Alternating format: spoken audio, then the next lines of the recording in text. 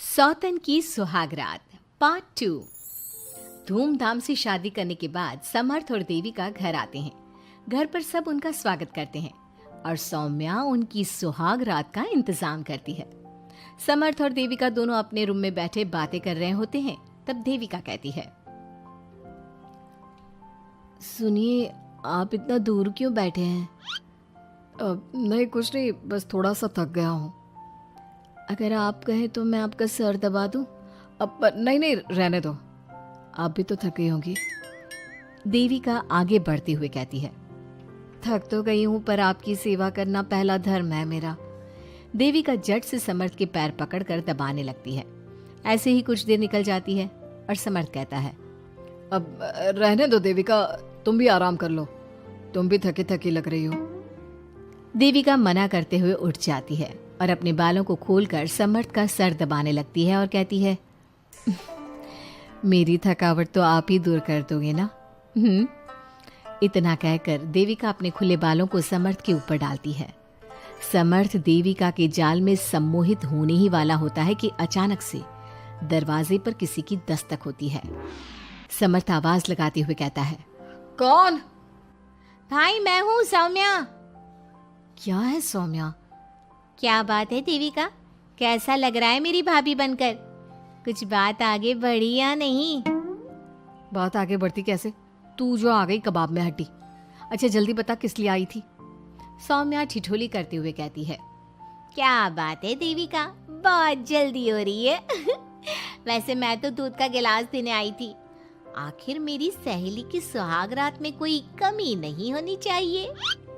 देविका दूध का ग्लास लेते हुए जल्दी से दरवाजा बंद कर लेती है और पीछे मुड़कर देखती है तो समर्थ तो सो चुका था। देविका समर्थ को उठाते हुए कहती है, सुनिए समर्थ जी, उठ जाइए ना, सौम्या दूध देने आई थी, इसे पी लीजिए, फिर आप सो जाना। समर्थ नींद में उठता है और दूध पीकर फिर से सो जाता है। देविका उसके बगल में बैठी कहती है, सुनिए समर्थ जी, आज हमारी पहली रात है और आप सो रहे हो। समर्थ नींद में ही कहता है, देविका मैं बहुत थक गया हूँ, मुझे बहुत तेज नींद आ रही है, तुम भी सो जाओ। सोने के लिए तो पूरी रात पड़ी है, आप उठिए ना और कुछ देर मुझसे बात तो करिए। देविका जिद करते हुए समर्थ को आधी नींद से उठा देती है। समर्थ उठकर बैठ जाता है और कहता है, बोलिए देविका जी, आपका हुक्म सर आंखों पर। सुनिए, मैंने सुना है कि पति अपनी पत्नी को पहली रात कोई तोहफा देता है, आप मेरे लिए कुछ नहीं लाए क्या?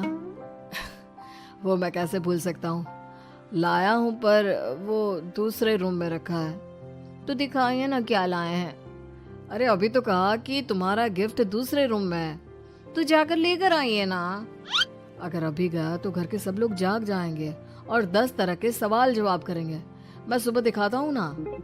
समर्थ इतना कहकर लेट जाता है और लेटे लेटे देविका से कहता है, अच्छा सुनो देविका, मुझे बहुत नींद आ रही है, मैं सो रहा हूँ, तुम भी सो जाओ।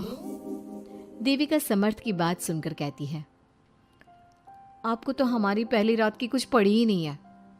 इतना कहकर देविका भी उसके करीब आकर लेट जाती है और सो जाती है। अगली सुबह अधीरा समर्थ के रूम में सफाई करने आती है और देविका को उसके करीब लेटा देख रोने लगती है। रोने की सिसकी सुनकर समर्थ की आंख खुल जाती है। वो उठकर देखता है कि अधीरा उसके कमरे में रो रही है। उसे देखते ही समर्थ बहुत गुस्से में आ जाता है और अधीरा से कहता है, अधीरा, तुम सुबह सुबह क्यों रो रही हो? तुम्हें यहाँ नहीं आना चाहिए था, जाओ यहाँ से। समर्थ अधीरा का हाथ पकड़कर रूम के बाहर कर देता है और कहता है, अब बिना दरवाजा नॉक किए अंदर मत आना।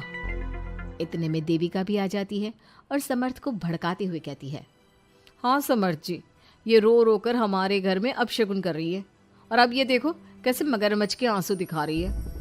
इतना कहकर देविका अधीरा का हाथ पकड़कर घसीटती है और कहती है, अब क्या रोती रहेगी या कुछ काम भी करेगी? मुफ्त में रोटियां तोड़ने को नहीं मिलेगी यहाँ पर। चल उठ यहाँ से और कुछ काम कर। अधीरा वहां से उठकर रोते रोते चली जाती है और जाकर रसोई में सबके लिए चाय बनाती है और चाय जाकर पहले अपनी सास को देती है। चाय पीते ही मंजू अधीरा को गुस्से से कहने लगती है, लगता है मुझे मारने की साजिश कर ली है। अरे अभी तक तूने ढंग की चाय बनाना नहीं सीखा। इतनी मीठी चाय बनाई है कि कहीं मैं शुगर की बीमारी से मर ही ना जाऊं। अरे जा जाकर तू मर कहीं। अधीरा मंजू की बात सुनकर दुखी होती है। इतने में सौम्या वहां आ जाती है और कहती है, ये लो, महारानी अभी यहीं बैठी है और मैं पूरे घर में देख आई। अरे ओ महारानी, यहाँ बैठकर किसका मातम मना रही हो? उठ यहाँ से और जाकर हमारे कपड़े धो, बहुत कपड़े पड़े हैं धोने को। अधीरा वहां से कपड़े धोने चली जाती है और बैठे बैठे खुद को कोसने लगती है। हे भगवान, मुझे उठा ले तो अच्छा है, मैं थक गई हूँ इस जिंदगी से। ऐसे ही कुछ दिन निकल जाते हैं। अब समर्थ भी अपने काम पर जाना शुरू कर देता है। एक शाम अधीरा घर के सारे काम करके अपने रूम में आराम कर रही थी और मंजू अधीरा को आवाज लगाते हुए कहती है, अरे ओ कलमुही, अगर आराम हो गया हो तो आकर मेरे पैर दबा दे। देविका उस समय वहीं से गुजर रही थी और समर्थ का घर आने का टाइम देखकर देविका मंजू से कहती है, माँ जी सुनिए, आप कहें तो मैं दबा दूं आपके पाँव। पता नहीं अधीरा कहाँ है। देविका मंजू के पांव दबाने बैठ जाती है और कुछ ही टाइम बाद समर्थ भी वहां आ जाता है और देविका को माँ के पांव दबाते देख बहुत खुश होता है। वो सीधे अपने कमरे में चला जाता है। समर्थ को देख मंजू देविका से कहती है, अच्छा सुन, जा जाकर खाना लगा दे, और समर्थ थक कर आया है ऑफिस से, जाकर उसे पानी को पूछ ले।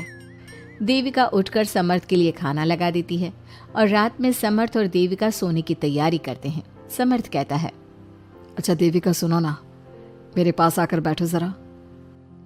अरे पापा, मैं बहुत थक गई हूँ, मुझे नींद आ रही है। अरे आओ तो सही, आज तो मैं माँ के पाँव दबाते देखकर बहुत अच्छा लगा। अच्छा क्यों नहीं लगेगा भला? पूरा दिन घर के काम किए हैं और शाम को माँ की सेवा, पर मेरा तो कोई हाथ बांटने वाला भी नहीं है घर में। क्यों?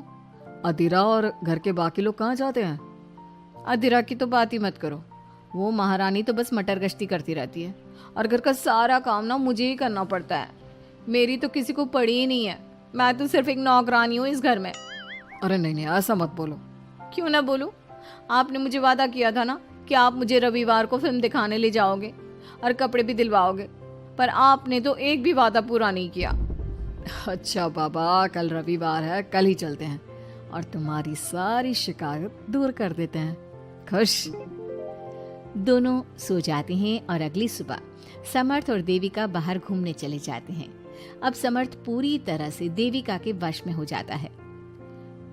देविका जो कहती समर्थ वही करता। क्या समर्थ को कभी अपनी बहन और दूसरी पत्नी की सच्चाई पता चल पाएगी? अब क्या होगा अधीरा का? इसके लिए हमारे अगले एपिसोड का इंतजार कीजिए।